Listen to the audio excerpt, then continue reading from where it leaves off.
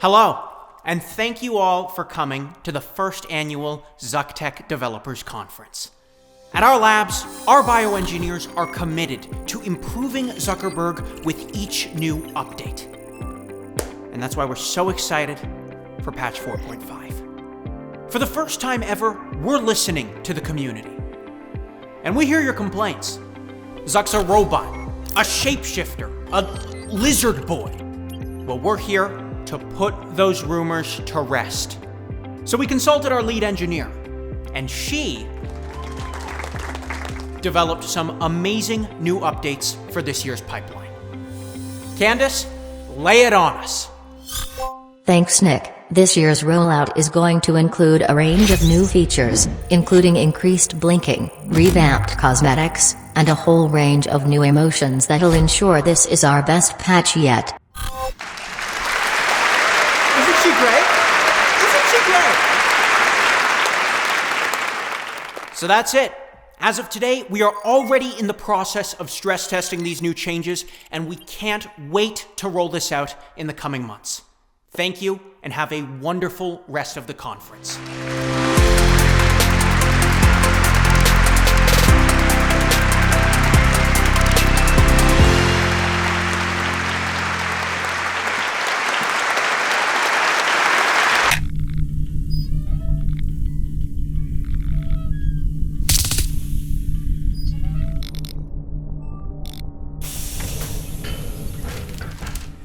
All right, give it to me straight.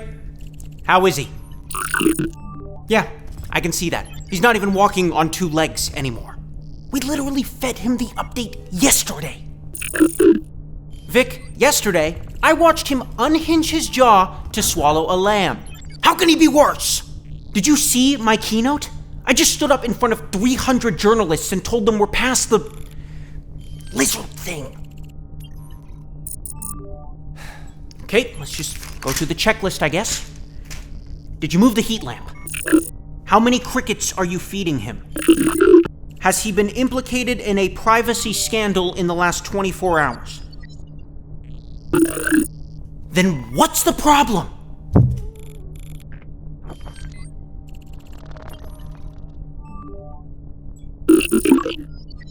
Oh my God, we can't have this. We can't have this. He's supposed to be doing a charity event in Sao Paulo in 12 hours, and it looks like he's ready to crawl into the Amazon. Vic, listen, I don't care what you've got to do, but I need him blinking and bipedal before end of day. Oh, and PR says we're dressing him trendier now, so I want him in a tall tee and a pair of Yeezys by 4 p.m. Actually, you know what? Scratch the Yeezys, Mark's Jewish. Put him in some New Balances or something.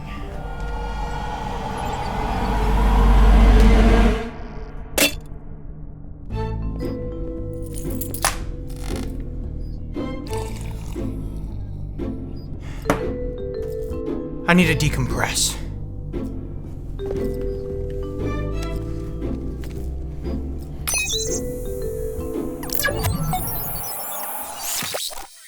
That's better.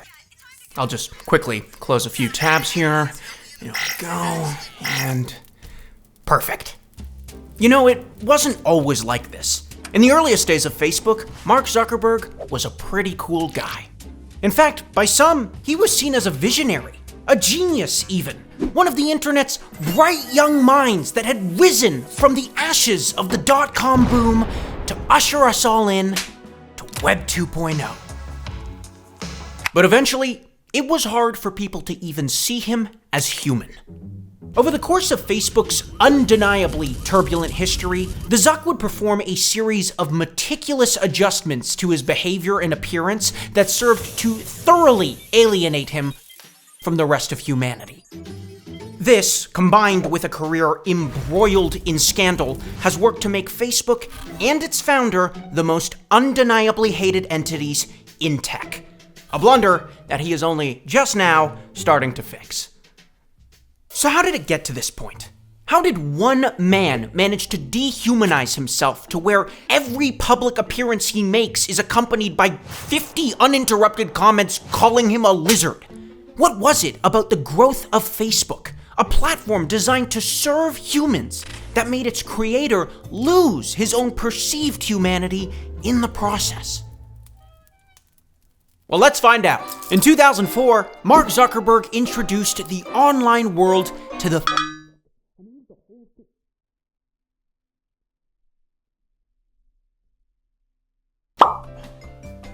Sorry about that. Looks like your Raycon earbuds just died. Pretty hard to do with 32 hours of battery life.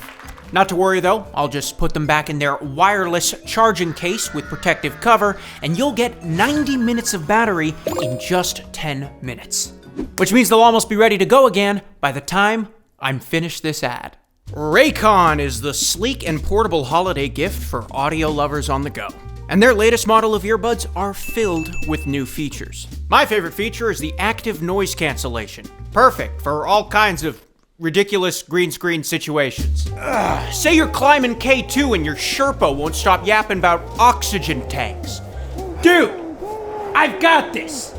It's air, it's everywhere, Jesus Christ. Well, you can drown out all that nonsense noise with a single press. I'm actually quite dizzy. Raycon is my go-to pair of earbuds for on-the-go audio, and I think they'd make a great gift for the holiday season. So if you want to support the channel, go to buyraycon.com/slowstart to save big for the holidays and get up to 25% off site-wide.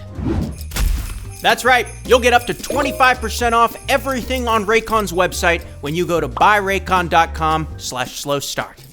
Now back to the video. In 2004, Mark Zuckerberg introduced the online world to the Facebook. And it was nothing special. I mean, social networking wasn't really new. By this point, Friendster and MySpace had already existed for 2 whole years, and originally, Mark's website wasn't even designed to compete with them.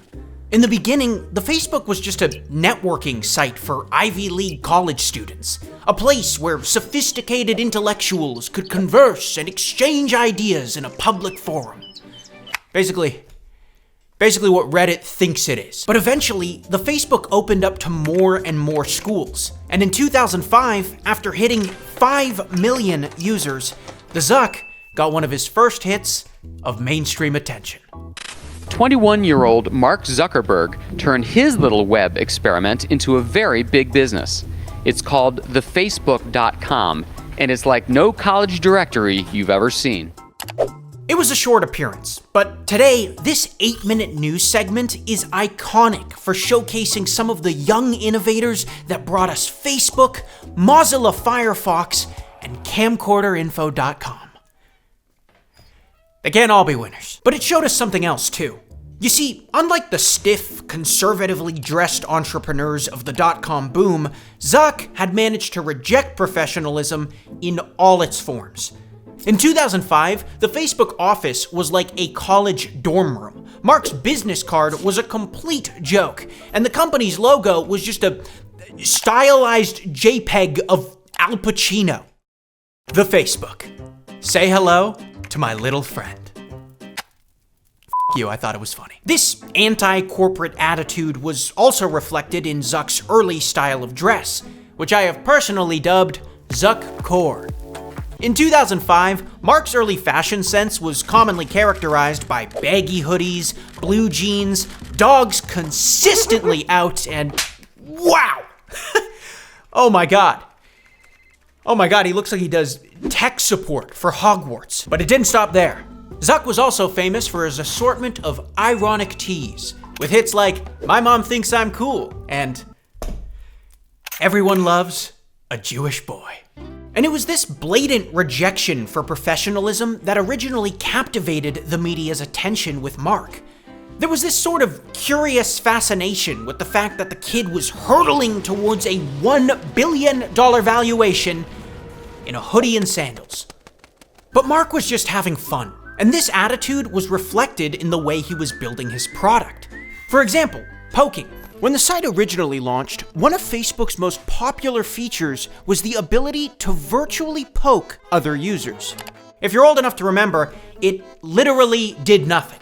I poke you, you poke me, but it fascinated Mark.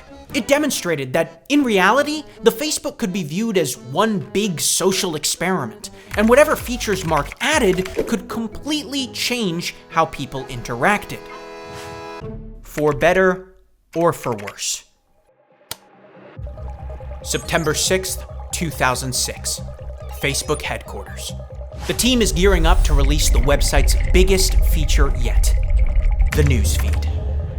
Up until this point, Facebook was a relatively primitive service. You had a Facebook page, some info about yourself, and if your friends wanted to see what you'd changed about it, they'd have to explicitly visit your page themselves. But the newsfeed aimed to change that. Now, users were presented with a dynamic, constantly updating feed of information. A curated stream of everything your friends were doing.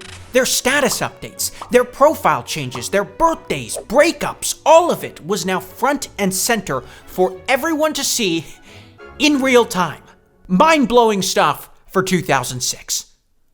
Internally, there was some pushback.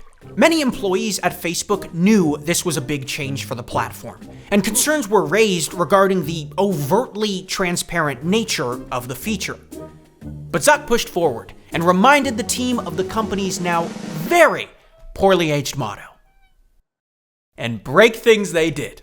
Within 24 hours of launching Newsfeed, Facebook's community was in an uproar. Even though the feature only displayed updates that were already publicly accessible, the fact that they were now broadcasted for everyone to see felt like an egregious violation of privacy. People hated it. And there was serious talk at Facebook of rolling back the feature entirely. But why would they do that when it was so freaking popular? Engagement was up, way up. In some cases, people were on Facebook twice as much as they were before. It was intoxicating, and its impact is almost impossible to understate. This addiction to unending, personalized, real-time information, no matter how trivial, would be enough to give the inventor of the printing press an aneurysm. I can't overstate this enough. It was like the Web 2.0 equivalent of inventing the wheel. But I'm getting ahead of myself. In 2006, Zuck most likely didn't realize the immense impact of what he had built. But he knew it was addictive. And he also learned that, in many cases, a user's supposed concern for privacy could oftentimes be trumped by their desire for entertainment. So, after adjusting the feature for added privacy controls, the newsfeed was there to stay. That same year, Facebook would solidify its success by opening its doors beyond students to the general population. That's right, kids. Party's over. Nana's logging on. User growth skyrocketed. And eventually, the question started forming about how they were going to capitalize. You see, Mark had figured out how to make Facebook cool, but he hadn't figured out how to make Facebook money.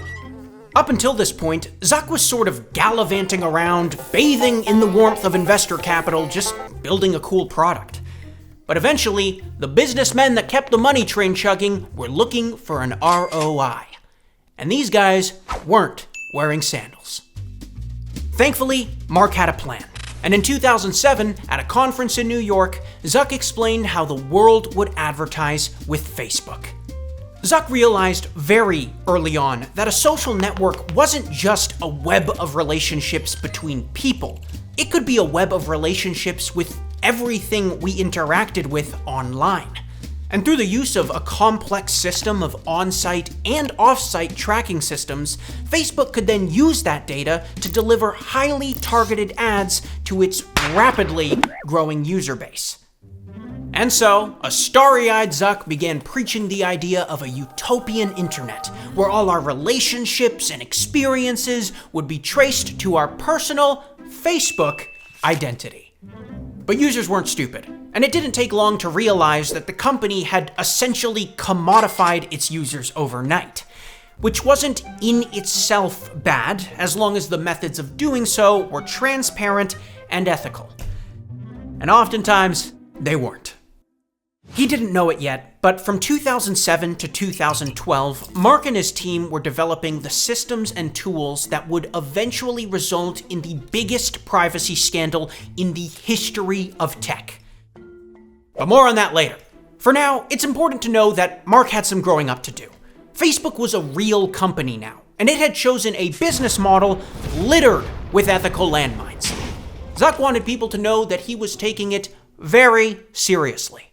For all of 2009, he just starts wearing a tie for some reason. Something about how we're in a recession now and we need to become profitable. It's like a fourth grader's idea of a solution to that problem, but he does it. And by the end of 2009, Facebook is cash flow positive. Then 2010 rolls around. At this point, Facebook has hit 500 million users, Friendster and MySpace are on life support, and a movie about the story of Zuck is set to release. I mean, for God's sake, it took Steve Jobs almost 40 years to get a movie. And it sucked!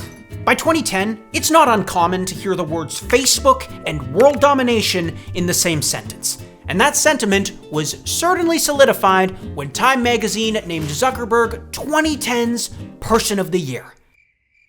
And it is arguably one of the worst things to ever happen to him. This profoundly unsettling photo is a character-defining moment for Zuck. The single most damaging profile picture he ever posted. Because it was the moment the world looked him in the eyes and said, huh, he kind of looks like a lizard.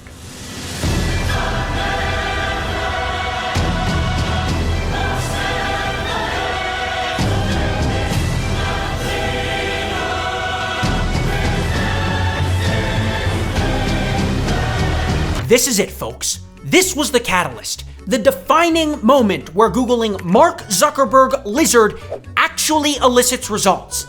And now, 15 years and countless memes later, you cannot find a video of Zuckerberg where someone isn't calling him a reptile. And coincidentally, in 2010, he kind of started acting like one. As if to try and quell the growing distrust and general skepticism towards Facebook's now undeniable influence, Zuck began to modify his behavior to an almost non-human degree. As Facebook continued to grow, Zuck's behavior and mannerisms became increasingly more robotic. This was especially apparent in Mark's interviews, which were often characterized by a general air of awkwardness, an unsettlingly perfect posture, and an active listening face that was lacking blinks. Of course, Mark was awkward before too, but it seems like once the company had reached a certain level, Zuck was under an increasing amount of pressure to start playing the part of the responsible and morally obligated innovator the world thought he should be. What ensued was what I like to call Zuck's gray era. Beginning in 2010, Mark would almost exclusively wear the same gray t-shirt for 8 years straight. This monotonous habit of dress was his way of showing the world that he didn't want anything, not even the clothes on his back, to distract him from the immense responsibility that was Facebook. And unfortunately, that meant no more I Love Sloths tees. But Zuck thought it was the right thing to do, and it was this kind of posturing that made him the safe CEO everyone needed to take the company public in 2012.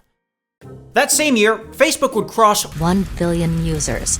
And with Zuckerberg's advertising machine running at full power, the time had come to expand. Over the course of the next 3 years, Facebook would begin a series of acquisitions that would define the company to this day. But while Facebook was certainly growing, it kind of stopped innovating in the process. It seemed like by the mid-10s, Zuck was spending a lot less time building and a lot more time standing in front of upwardly ascending graphs. In the early days, Facebook was responsible for extraordinary contributions to social networking and online advertising. But eventually, that innovation was replaced with replication. Snapchat stories? How about Facebook stories? Periscope live streams? Facebook Live! Craigslist Marketplace? You guessed it, buy it on Facebook. Alright, so by 2015, Zuck isn't really having any visionary ideas. And while Facebook is still growing bigger than ever, well, so are the scandals. By midway through the decade, Facebook has already been implicated in a number of damaging privacy controversies. And as time goes on, Mark's mission to make the world more open and connected is starting to sound more dystopian than utopian. To try and remedy this, Zuck takes the second half of the tens to really put himself out there, to try and have some fun with Facebook. And, well, you might already know how that turned out. Hey, how's it going? All right. Hey, everyone. Hey, everyone. We are live. This is our first live video We are live in virtual reality. from my backyard, Facebook headquarters, where I am smoking a brisket and some ribs. So this is actually my desk right here. You know, everyone has a desk. One of the crazy things when you do these live Q&As is some of them are very silly. Mark, give me the Zuck. But you can follow up and tell me what that means. Are the allegations true that you are secretly a lizard? What's the whole Zuck thing? ZUCC. I'm gonna have to go with no on that. I am not a lizard. But it is going to bother you because you're human, and I was human. I am human, still. From 2015 to 2020, Zuckerberg's attempts to personify himself as a fun and relatable CEO have backfired monumentally. He becomes a laughingstock, and judging by the way he's conducting himself, he kind of deserves it. During this era, Zuckerberg's appearance and mannerisms have drifted so far into the uncanny that at times, it's almost frightening. It's beyond just innocent awkwardness. It's creepy, tone-deaf, contrived, and that also makes it mildly infuriating at the same time. Not to mention, Mark's quiet obsession with Augustus Caesar has inspired him to pick a haircut from 36 AD. Why? It's like everything he does serves to further alienate him from the masses. And if the Zuck lizard meme was a stock, this was the moment it went to the moon. So in 2018, when Facebook is called before Congress to testify regarding the company's biggest scandal yet, Zuck has the weight of the world on his shoulders. And he couldn't look less human than he does right now. The translucent skin, the titanium spinal column, those vacant emerald orbs, that Greco-Roman hairline, it's all on display and the stakes couldn't be higher. Now, if Zuck looks nervous, he has a right to be. I mean, he's about to go up against the highest levels of the American legislature to explain how he let another company psychologically weaponize his own users' data in a monumental f***up known as the Cambridge Analytica scandal. It is by far Facebook's biggest privacy offense to date, and Congress finally has them right where they want them. But boy, do they screw it up. Could somebody call you up and say, I want to see John Kennedy's file? Absolutely not. How many data categories do you store? Does Facebook store on the categories that you collect? Not would you do it, could you do it? Technically, I think someone could do that, but that would be a massive breach. So we would never do that. It would be a breach. Let's say I'm emailing about Black Panther within WhatsApp. Do I get a Black Panther banner ad? If we call those categories, how many do you store of information that you are collecting? How do you sustain a business model in which users don't pay for your service? Senator, we run ads. I see. It's a 5-hour hearing, but it doesn't take long for attendants to realize that no one at the US Senate knows how the internet works. Zuckerberg is essentially playing intellectual t-ball with 44 different US senators while they ask him policy questions that could have been answered with a 5-minute Google search. It's embarrassing, and by the end of the hearing, seemingly nothing gets accomplished. That is until the FTC concluded the real investigation.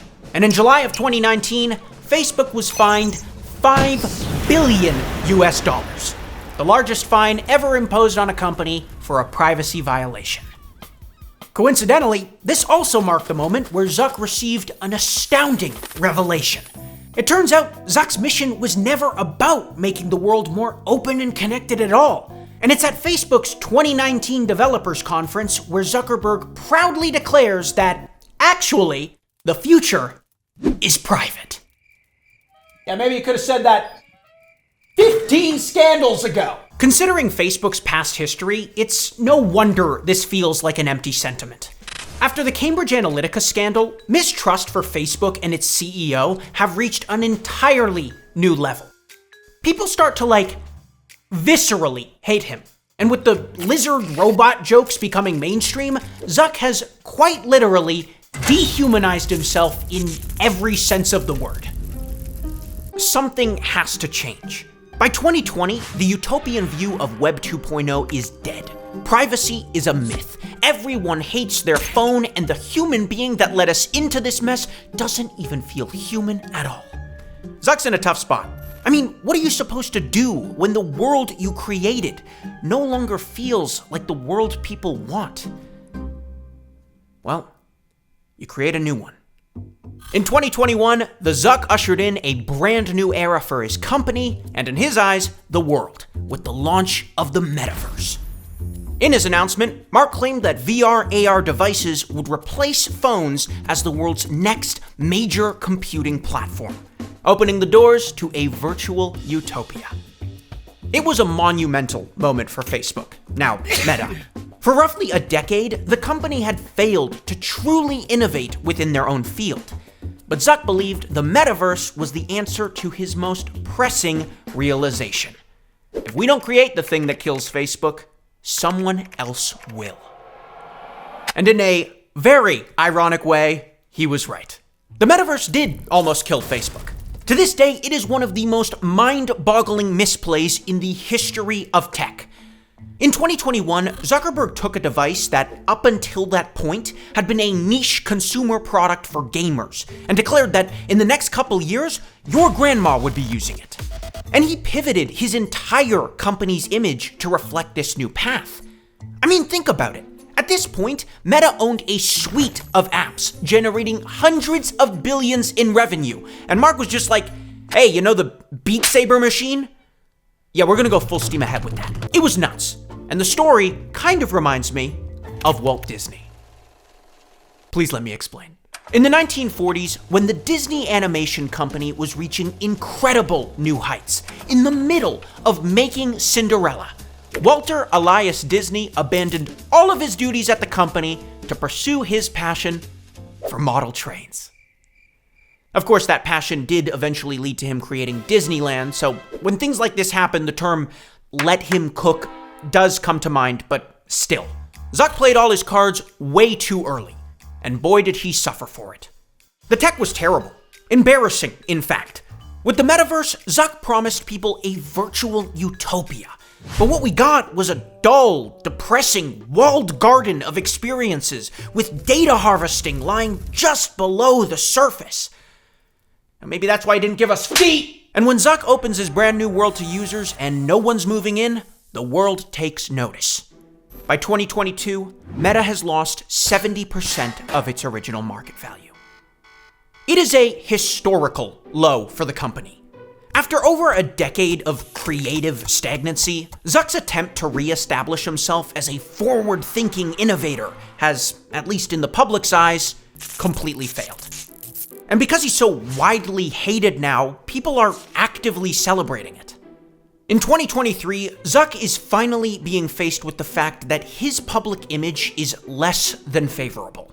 Yet he's somehow still in denial. I mean, in one interview, he's presented with a survey illustrating just how many people dislike him. And all he can say is, well, I'm curious if that's a US survey or world. Mark has to come to terms. If he wants to lead the charge for Web 3.0, if he wants to remain the face of Facebook, then it isn't just the company that needs to change. It's him. And in 2024, he kind of pulls it off.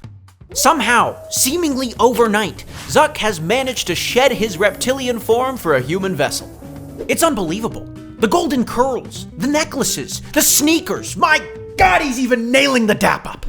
You gotta remember, this was a guy that at one point was so boring that he would only wear colored shirts on Saturdays because... For the weekends, I figure, gotta have some fun. But now, he's a whole new man. And for once, he's not just the butt of the joke anymore. Sure, it took him about 15 years, but now he's in on it. He's opening up, taking himself less seriously, and discarding his veil of performative professionalism for an actual personality. Not everyone is convinced, though. Many believe Zuck's change is all an act, a manipulative stunt orchestrated by his PR team to put Meta back on track. But I'm an optimist. Believe it or not, Zuck's shift in personality is most likely the result of a much more human concern. And that's the fact that in 2024, Mark turned... But whether or not this is the symptom of some kind of midlife awakening, it's been an overall positive change for Zuck and the company. In 24, Zuck pulled back the reins on his borderline manic obsession with the metaverse for another shot at innovation, when he revealed the prototype for a pair of fully holographic AR glasses. The tech is mind-blowing, but of course, there's concerns. Considering the company's past history, the idea of strapping a pair of Meta-licensed cameras to your face feels like a profoundly giant leap in the wrong direction.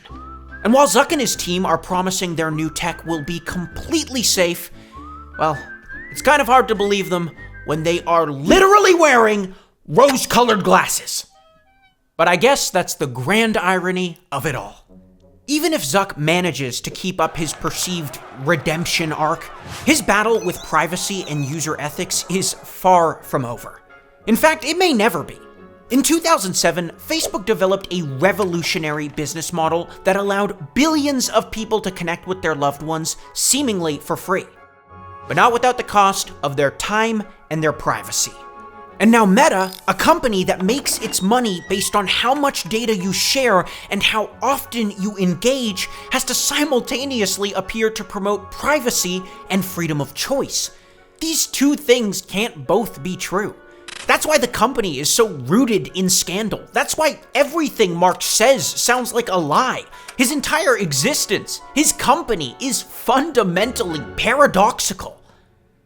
It must be exhausting.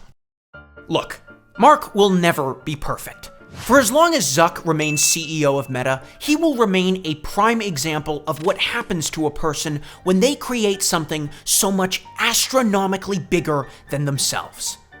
But the world isn't perfect either. And the sooner Mark realizes that the future isn't a utopia, the sooner he can start building for a world that's smart enough to know it's not one. Until then, we still have our freedom of choice, the freedom to disengage, and the freedom to turn it all off.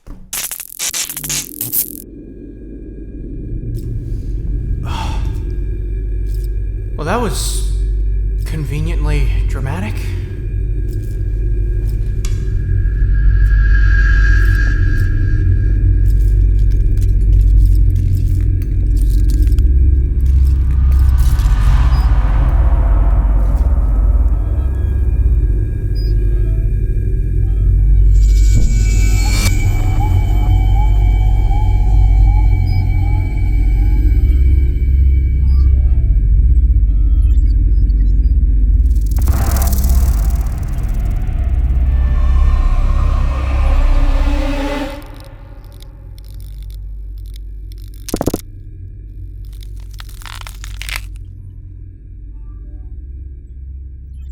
We should have gone open source.